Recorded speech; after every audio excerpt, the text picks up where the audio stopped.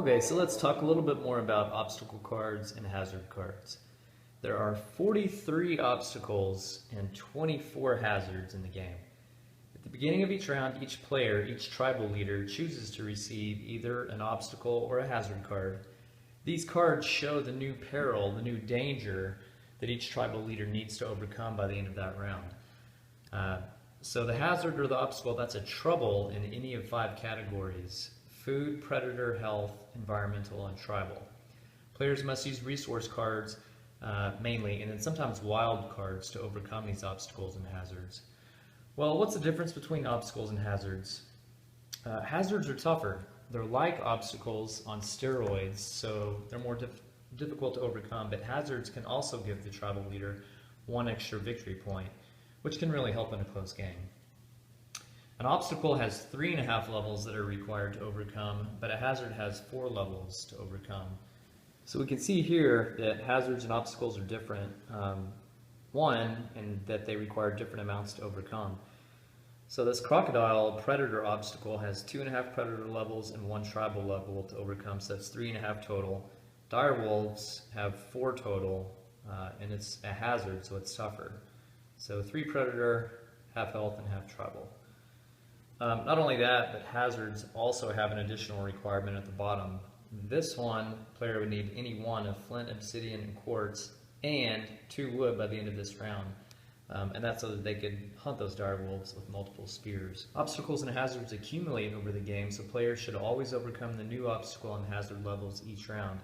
We'll look at an example. So let's say in round 1, a player takes an obstacle. They end up receiving the crocodile obstacle, so they've got to overcome 2.5 predator and 1 tribal levels. In round 2, they grab another obstacle, and it's a food obstacle, so they need to collect 3 food and half health, in addition to having 2.5 predator and 1 tribal. So if they have those things, then they overcome the obstacle in round 2. Let's say in round 3, they draw a card, and it is the dire wolf card. So now they've got these 3 things in front of them. In round 3, by the way, people draw 2 obstacles or hazards, any combination. The other rounds of the game, and there are 5 total rounds in the game, only 1 obstacle or hazard is drawn. So in round 3, these 2 are drawn. So we have a dire wolf as well as another tribal hazard.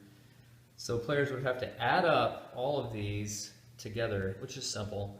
So a player would need 4.5 tribal, and I'm looking in the last column where the fire is 5.5 tribal. And I would just go through and add each category. So there's no environmental. As far as health, there's a half and another half, so that's 1 health. And we'll just do that down the list. So as far as predator goes, I can see that 3 and 2.5 is 5.5 predator.